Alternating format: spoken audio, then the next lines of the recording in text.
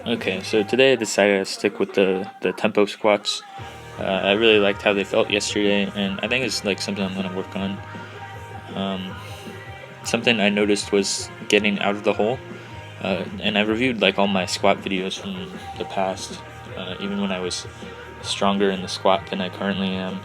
I have a habit of my knees kind of shifting backward out of the hole and loading my hips, and that's where I lose my posture.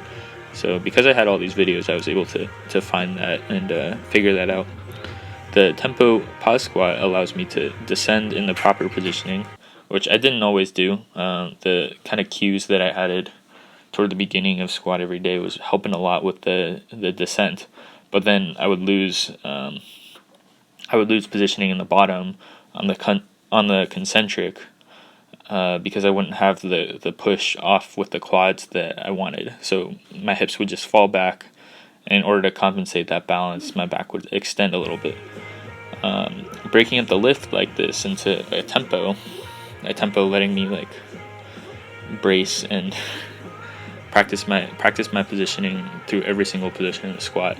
Pausing and then pushing off with the quads is like it's just helping me break up that movement into different pieces that I can manage at a time. And of course, I'm a lot weaker doing this. So this was my top set or top rep with 255, and it was pretty hard. And I was like 255, like I could rep that for like 15 reps, but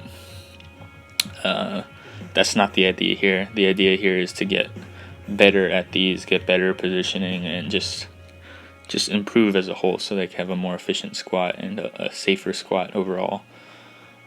So instead of 6 reps above 290 with like a standard low bar squat, I performed 6 reps above 225 with a tempo pause squat, and I was pretty happy with this because I felt like I could get my quads more involved with the movement. So what this is I might add this to my warm up tomorrow. Actually, is it's just a body weight quad movement, essentially, and that bottom position is almost like the most stretched that you can get your quad, hip flexor, the whole front of your leg, because your knee is flexed to the maximum. Your hip is your hip is in like a neutral extended position. So if you can get your quad strong in that spot, then you're gonna have a nice long quad. You're gonna have good mobility, and your knee overall is gonna be pretty strong. And I'm doing it also because I want to work on that quad push off out of the bottom of the squat.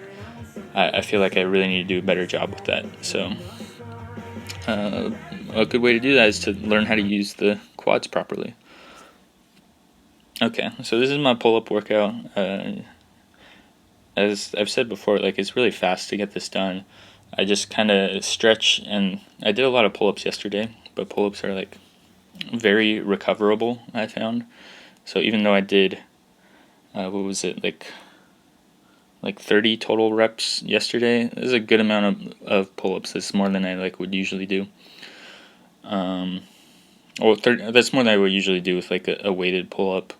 With like a body weight pull-up, I've done up to 100 reps in a session. But yeah, like I don't usually have much of a need to recover super hard, and the warm-up is usually pretty easy, so I can usually just kind of loosen up, try to find any kind of kinks in my shoulders, my elbows, those kinds of things, and move around a little bit, and that's usually just enough to get me ready to go. So I felt pretty good. So I decided I would put on a 45 in additional weight, pull that up, and if that felt good, then I would go up to 55, which is the most that I've done in a while, but still relatively not too difficult for me.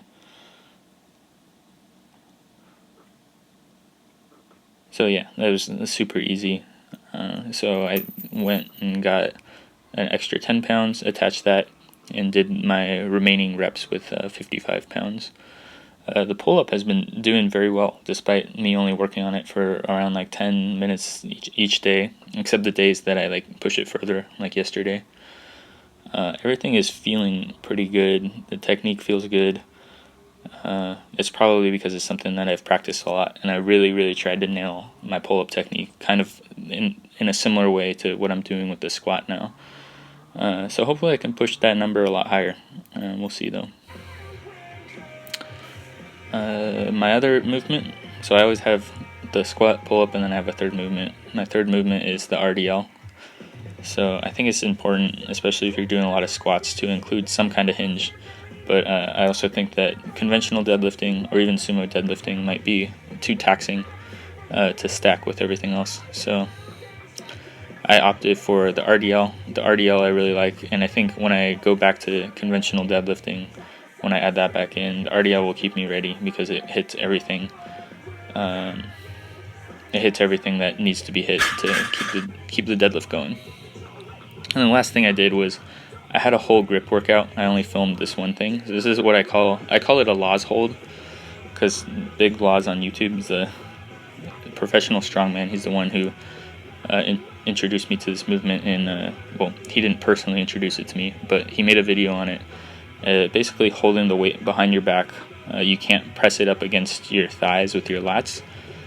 So it takes all that extra part out of the hold. So yeah, it just basically makes it more difficult. It puts it all in your fingers. So I'm just repeating this clip now so I can finish talking about it. But I also added a pinch grip. I've been doing a pinch grip and a finger curl and a finger extension. And that's basically what I do for grip. I really like training grip. It's usually a lot of fun. Holding a lot of weight and then your fingers feel strong, and I think it's great. One of my favorite exercises is probably the farmer's walk, but not something that I can really perform right now. Alright, that's basically it.